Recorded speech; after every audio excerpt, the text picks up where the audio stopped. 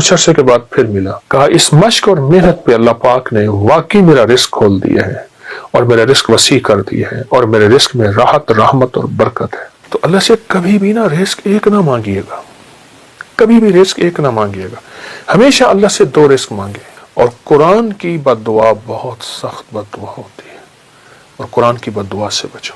ہمیں دنیا کی کائنات کے خزانے مل گئے، رزق روحانی نہ ملا، ہم کنگلے ہیں، ہم یتیم ہیں، ہم مسکین ہیں، ہم مفلس ہیں، ہم در بدر ہیں، ہم فٹ پاتیے ہیں، ہمارے پاس کچھ نہیں ہے، اور ہمیں رزق روحانی مل گیا تو انشاءاللہ ہم کامیاب ہیں۔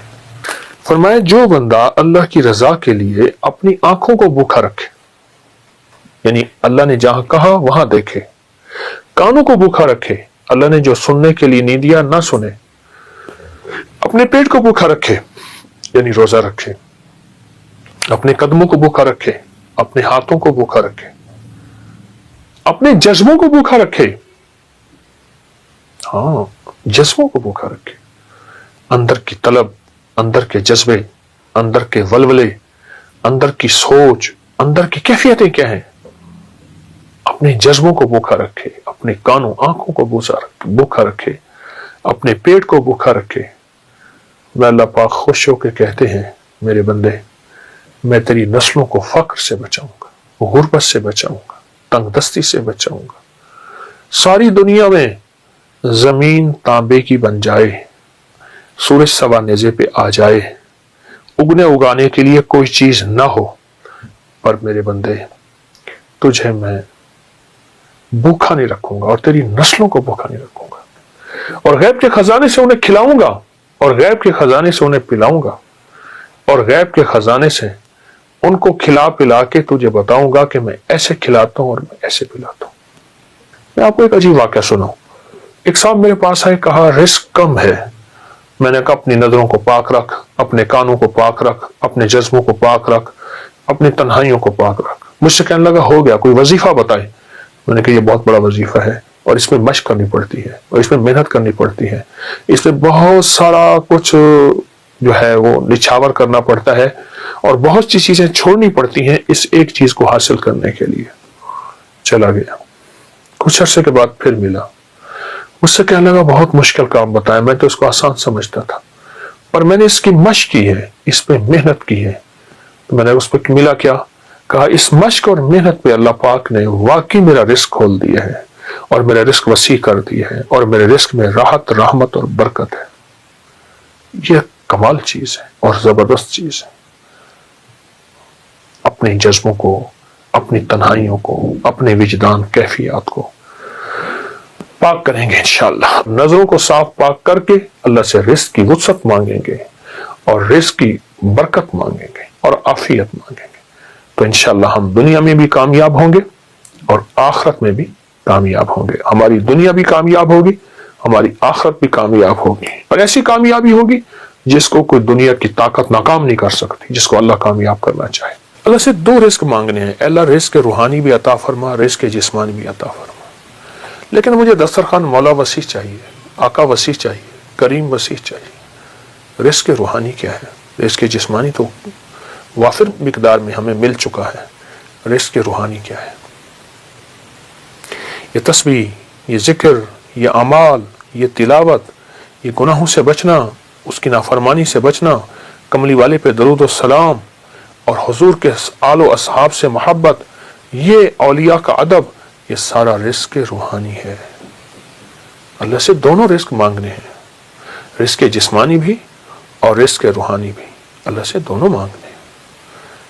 دونوں رزق اللہ کے خزانوں سے لینے ہیں ہم نے، اور اللہ کے خزانوں سے دونوں رزق انشاءاللہ ملیں گے۔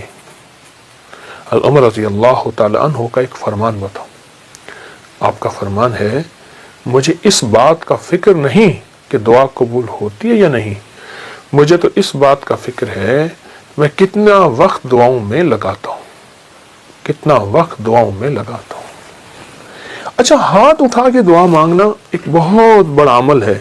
کچھ دعائیں ایسی ہوتی ہیں جو اللہ اور بندے کے درمیان ہیں، اور وہ دل کے اندر سے نکل رہی ہوتی ہیں، اور دل کی گہرائیوں سے نکل رہی ہوتی ہیں، وہ اندر کی کیفیتوں سے نکل رہی ہوتی ہیں، وہ اندر کے وجدان سے نکل رہی ہوتی ہیں۔ کچھ دعائیں ایسی ہوتی ہیں، کچھ دعائیں ایسی ہوتی ہیں، ہاں وہ دعائیں مانگیں، وہ دعائیں اللہ کے خزانوں سے ہم لینے والے بن جائیں۔ تو اللہ سے کبھی بھی نا رزق ایک نہ مانگیے گا، کبھی بھی رزق ایک نہ مانگیے گا، ہمیشہ اللہ سے دو رزق مانگے، رزق روحانی اور رزق جسمانی۔ روحانی رزق آج تک نہیں سنا، وہ یہ ہے، اچھا ہمارے گھر میں روحانی دسترخوان لگتا ہے، جسمانی دسترخوان تو لگتا ہے، ٹیبل پہ نیچے کہیں دسترخوان پہ لگتا ہے، کیا روحانی دسترخوان بھی لگتا ہے؟ اس کو سوچیں۔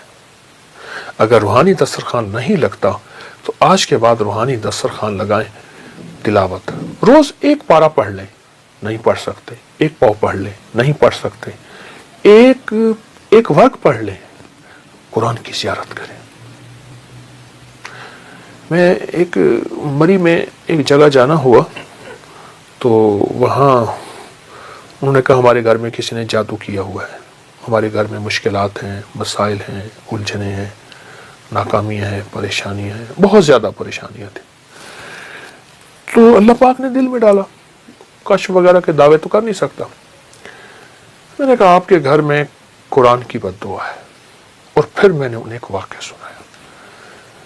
ایک بہت بڑے درویش تھے، وہ ہر سال ایک جگہ جاتے تھے، چند دن وہاں گزارتے، لوگوں کو اللہ اللہ سکھاتے۔